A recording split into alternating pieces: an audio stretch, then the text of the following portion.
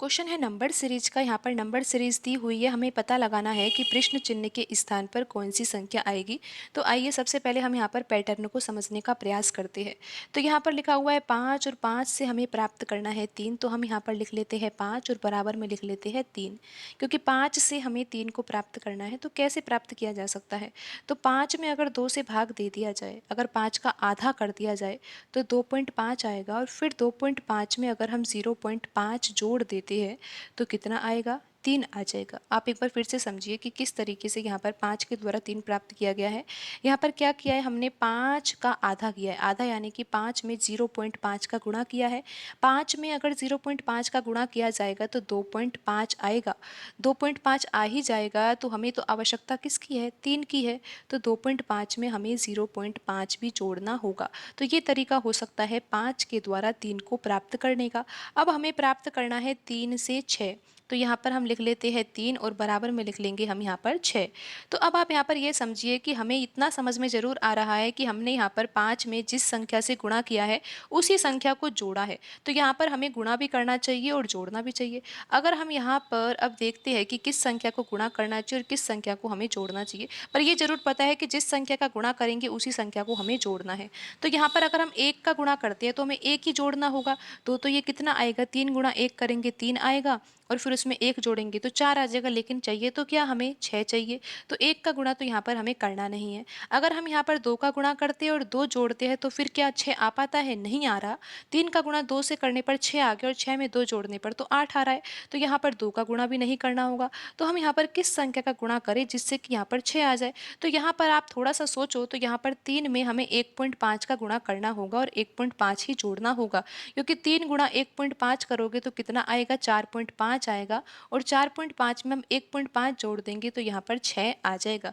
तो यहाँ पर ये पैटर्न अब सही हो ही गया है कि हमने जिस संख्या से गुणा किया है उसी संख्या को हमने यहाँ पर जोड़ा है, और हमें ये भी पता लग गया है कि यहाँ पर 1.5 का गुणा करना था और 1.5 ही यहाँ पर जोड़ना था। तो अब हमें ये समझना है कि 6 से यहाँ पर अगली संख्या क्या आएगी।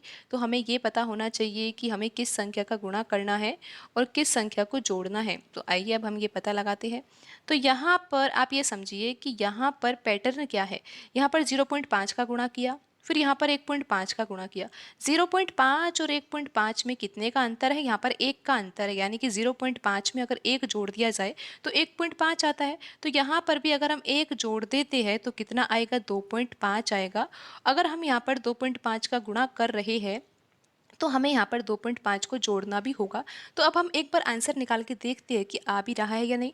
अगर ये तरीका सही नहीं होगा, आंसर नहीं आएगा, तो फिर हम दूसरे तरीके से यहाँ पर सोचने का प्रयास करेंगे। लेकिन एक बार हमें जांच तो करनी चाहिए कि आंसर आ रहा है या नहीं इस पैटर्न से। आपको ये समझ में आ गया होगा कि यहाँ पर 0.5 में 1 जोड़ने पर 1.5 आया है, और फिर 1.5 में 1 जोड़ने पर 2.5 आया है, और यहाँ पर जिस संख्या से गुणा करना है उसी संख्या को यहाँ पर जोड़ना भी है। तो अब हमें यहाँ पर हल करना है कि 6 गुणा 2.5 करने पर कितना आएगा। आपको पता है 25 गुणा 6 करते हैं तो 150 आता है।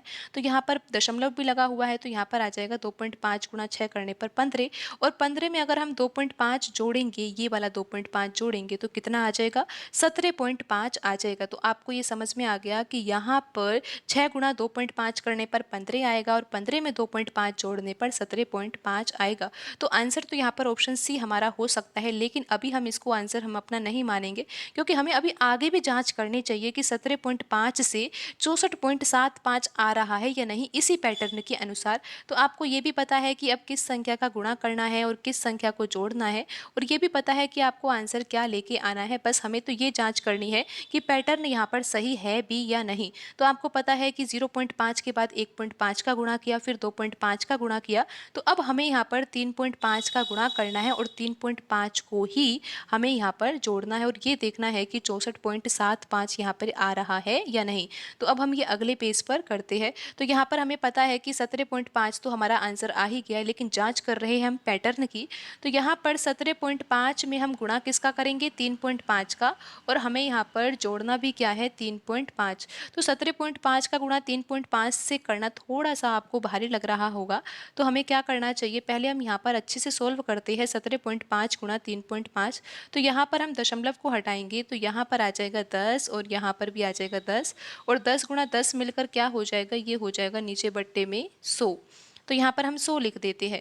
अब आप 25 के पहाड़े से ये दोनों संख्याएं काट सकते हो। ये कटेगा 7 बार, 175 7 बार कटेगा 25 के पहाड़े से, और 100 कटेगा 4 बार। तो यहाँ पर अब हम देखते हैं कि 35 गुणा 7 है, तो 35 गुणा 7 कितना आएगा। आप ये आसानी से हल कर सकते हो कि 35 गुणा 7 कितना होता है। 7 पंच 35 होता है, 7 या 21 में 3 जोड़ोगे तो कितना आ जाएगा, ये 245 आ जाएगा। तो अब आपको 245 में किसका भाग देना है, 4 का भाग देना है, क्योंकि बट्टे में 4 है। तो देखते हैं कि यहाँ पर क्या आंसर आता है। आपको यहाँ पर हल निकालना होगा, तो 4 छिन 24 हो जाएगा। फिर यहाँ पर आएगा 5, तो 4 एकम 4, फिर यहाँ पर बचेगा 1, दशमलव लगा देंगे तो फिर यहाँ पर आएगा ये 2, और यहाँ पर आ जाएगा 5। तो यहाँ पर अगर हम 17.5 गुणा 3.5 करते हैं, वैसे तो हम डायरेक्ट भी गुणा कर सकते थे, लेकिन हमने इस तरीके से किया तो यहाँ पर आ गया है 61.25। लेकिन अभी आंसर नहीं है ये, हमें यहाँ पर 3.5 भी जोड़ना होगा। अगर हम 61.25 में यहाँ पर हम कितना जोड़ते हैं, 3.5 जोड़ते हैं, तो आंसर कितना आ जाता है, ये 64.75 आ जाएगा।